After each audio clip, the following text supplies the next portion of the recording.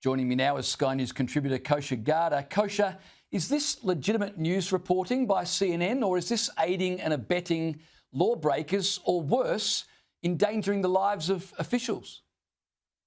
Good to be with you, James. I think from a legal perspective, they're probably not in legal peril because they are just reporting on something as unsavory as the reporting may have been about an app that's out there.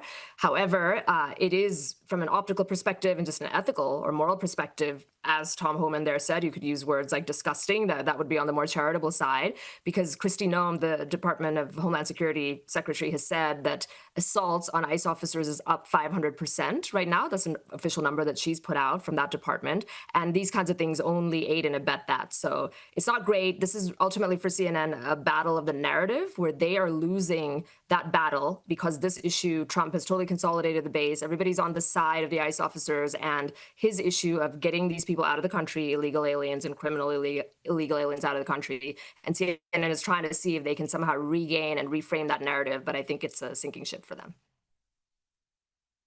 Well, speaking of all of that, trying to get the illegal migrants out of the country, Trump has made a visit to a new migrant centre in Florida dubbed Alligator Alcatraz. The site features hundreds of security cameras, 28,000 feet of barbed wire, more than 400 security personnel. And during the visit, President Trump made this observation about Joe Biden. Have a listen. If any of the news claims are keeping him out in the hot, humid South Florida, that is wrong. It's probably 62 degrees here, to be honest. Or 72. Hey, yep. Biden wanted me in here, okay? He wanted me. It didn't work out that way, but he wanted me in here. That son of a... Kosha, facilities like those are obviously going to elicit a reaction from people, but where do they expect Trump to put illegals? In hotels? Oh, hang on a second. That's what the Biden administration did.